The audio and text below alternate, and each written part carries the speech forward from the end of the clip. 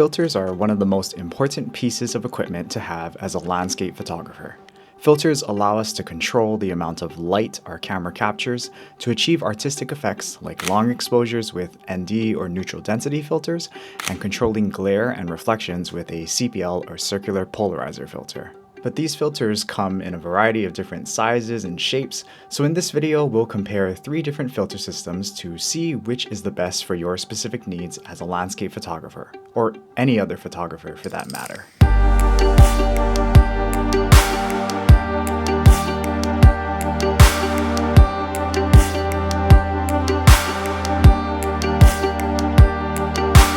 Alright, so to start things off, we'll go over the most basic form of filters, which is just the regular circular screw-on filter. They're the simplest and easiest to use. All you pretty much do is take your filter, take your lens, screw it on.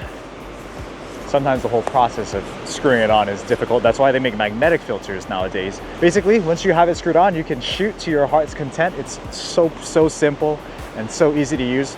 These guys are also the most affordable option out there. So if you are looking to be as cost effective as possible, these are probably the best filters for you. They're also very lightweight and portable, very packable in the camera bag as compared to bigger systems like the square filter systems that we'll go over later on in this video. But with that being said, there are a couple of cons that you'll run into when using these circular filters. Number one is if you're shooting at the super ultra wide angle lens and you want to stack, like, let's say a 3-stop on top of a circular polarizer, you can get a little bit of vignetting in the corners, which is going to force you to shoot in a little bit more tight. But if you find yourself shooting maybe at least 24 millimeters and up, then usually vignetting isn't that much of an issue when you stack filters on top of each other. And you can also buy circular filters with like a 3-stop combined with a polarizer, or a 6-stop combined with a polarizer, if you often use those combinations often. But of course, having more filters in your kit increases the weight of your camera bag and just adds to the bulk and the amount of gear that you're carrying around. So up to you what you guys want to do. Another con about these filters is that you can't use these filters, these circular filters, with a lens that has these bulbous front elements like this 14mm G Master. There's no filter threading on these bulbous front elements. So if you have a lens like this, you can't use these filters unless you want to be holding your filter the entire shoot, which is, I've done it before, but it's not recommended. And this might be a con to some, but not all of these circular filters can fit on every single lens. Each lens has a different thread length and each filter has a different thread length. And in order to use the filter with the lens, those thread sizes have to match. So sometimes you can have an 82mm filter, but only have a 67mm filter thread on your lens. Now, the solution for that is to buy one of these. This is called a step-up ring. Basically, it takes the bigger 82mm filter, you add an extra layer of metal in between your filter and the lens, and now this on the inside is a 67mm filter thread, and that can screw on your 67mm filter thread lenses. That's kind of complicated. But so if you do shoot with a variety of different lenses with a variety of different thread sizes, just buy the biggest filter for your biggest lens. So in my case, it was 82mm, and then just buy step-up rings for the variety of different sizes of lenses that you have.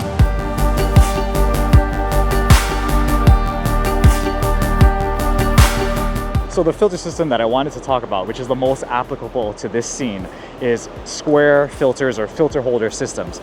Usually how these things work is they come with an adapter ring that attaches to the front of your lens, just like this. So you got a 72mm thread, you got a 72mm adapter ring. And then, hang on, I had to put these down before I drop them over the cliff here. And then it comes with the filter holder itself, and the filter holder usually clips in right onto the adapter ring. Just got to make sure it's nice and secure here. And then from there, you can drop in whatever filter you desire. So in this case, I'm going to be using a circular polarizer. That slots in right there. And then the main benefit of this filter system is that you can stack filters. So we got the circular polarizer in there, but we can also throw in, let's say we wanted to throw in a 6-stop ND filter. We can slot that guy in right there. And now we're shooting with a circular polarizer, and a 6-stop without any vignetting. So that's the main thing. And if we even wanted to do more, we could, if we wanted to, let's say, do a 10-stop or turn this system into a 10-stop, we could throw in a 3-stop ND filter on top of that, make it a 9-stop, and with the circular polarizer, it's pretty much a 10-stop ND filter. But I think 6 stops should be enough. I'm just gonna turn this guy on the side just to make sure the filter doesn't come tumbling out. And then kind of frame up my composition here. And ooh, yes, that light ray is, these light rays are looking beautiful.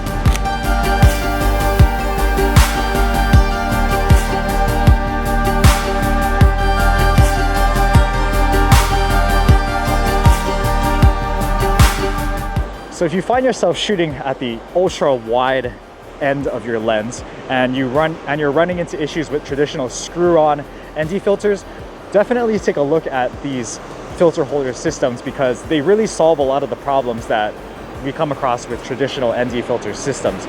The drawbacks of these filter systems though are quite plentiful, which is why I don't pull them out a whole lot.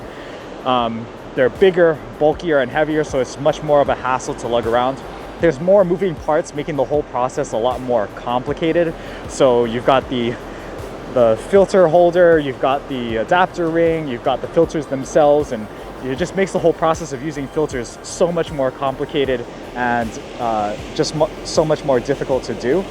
But some people enjoy the complexity of that process. I can see why some people really like this process, because it's a very like slow, tactile experience, and it really kind of feels like artistically that you're kind of crafting your image somewhat. But for somebody like me, who I'm always constantly running around, shooting, running from one location to another location and running up and down the beach and getting different compositions, it can be so much more of a hassle and so much more of a faff to use that I rarely ever pull it out. But I'm happy that I had this system with me today, because this scene is definitely one that calls for it, where I need to be super wide to capture this whole entire scene, but I also need to be able to stack filters in the process.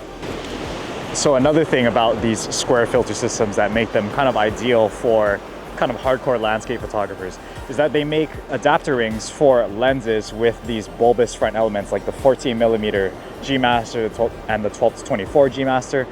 So those ultra wide angle lenses, you can actually use these filters and adapt them to your camera. But another downside of these filter systems is not only are they big and heavy, but the glass themselves is actually physically bigger. So if you are shooting seascapes and you're in there and you're shooting waves and your filter and your camera system is getting splashed, it takes so much more effort to wipe off all of the salt water and the water droplets off of your lens, and a lot of times you end up creating streaks on the glass as well. And usually nowadays, if you're buying a filter system like this, it's going to have some sort of coating on there to kind of repel that salt water, so hopefully you don't get streaks.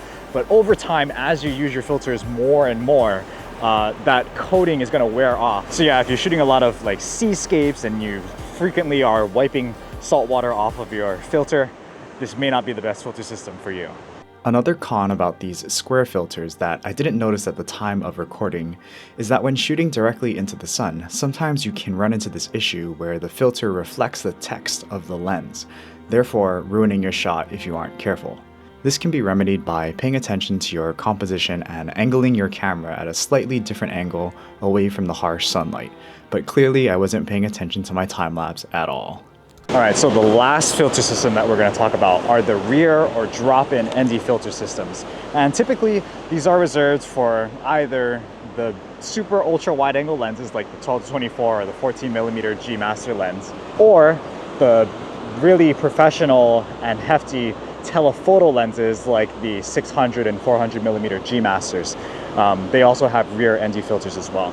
They also make filters that slot in directly in front of the sensor. I guess those filters could kind of also be encompassed in this system here.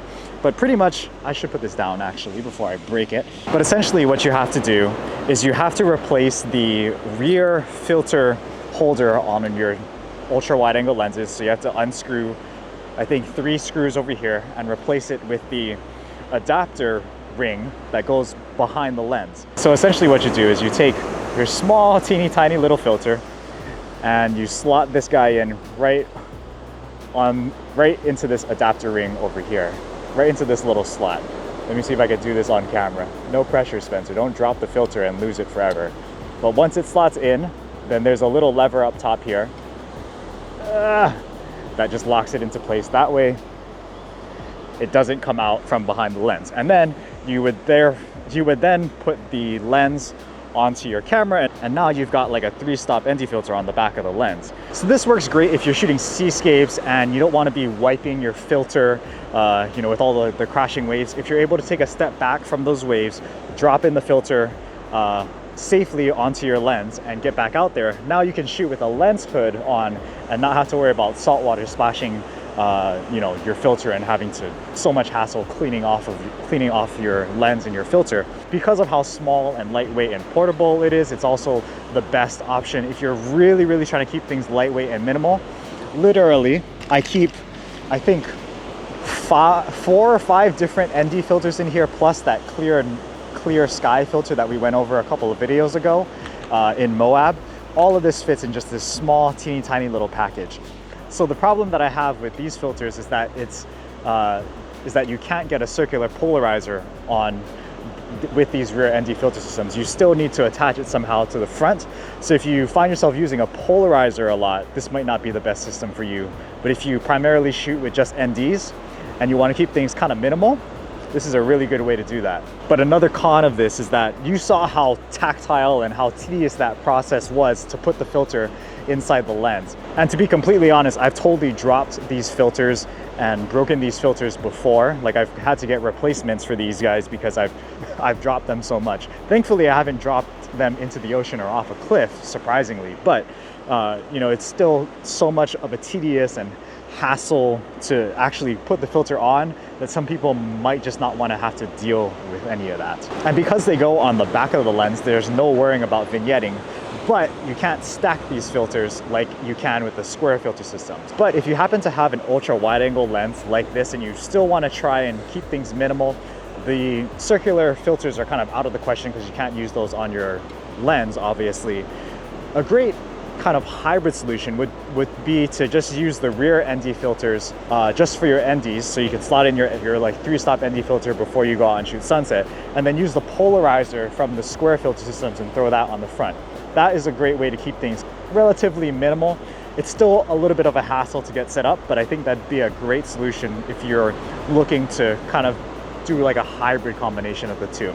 But another downside of using this system of drop-in filters is that if you're ever caught in the situation where you have to change your filters mid-shoot, you have to physically take your lens off to change the filter and expose your sensor and your shutter to dust, salt spray, and all the nasty elements out there. So if you're somebody who likes to keep your cameras clean, this probably might not be the best solution for you. It's more so intended to be used for those people who know exactly what kind of filter they're gonna need before they get set up and shoot. That way they can play with all the toys and all the filter systems beforehand, and once they get in position and find their composition, they kind of just stick with it for the entire shoot. Whew, this sunset, it just keeps getting better and better. Taking a time lapse of this sun setting alongside this coastline right now. It looks beautiful. But hopefully this video was helpful to help you guys decide which filter system works best to fit your needs. I think for me in particular, I'm probably going to stick with the standard regular circular filters. I'm the type of person that's always running around and changing locations, changing compositions, and I need something that is quick and easy and simple to use. I'm not too much of the person to have a whole lot of equipment, having all these things to set up. And while these systems are nice and there are definitely use cases for them, like you saw today, I think I could probably get away with using these circular filters going forward. I think the solution that I need to make is I probably have to purchase combination filters. That way I don't have to stack filters on top of each other. That way it keeps the vignetting to a minimum. But let me know which filter system piqued your interest and which one you see yourself shooting with in the future. But yeah, if you enjoyed this video, make sure you like, comment, and subscribe, especially if you like this travel, vacation, and a little bit of education content. This is what this channel is all about, so make sure you do those 3 things. But yeah, I'll see you guys next week for tonight's Mercury mission, which will also be at this beach. Hopefully the weather stays clear. All right, see you guys next time. Peace out.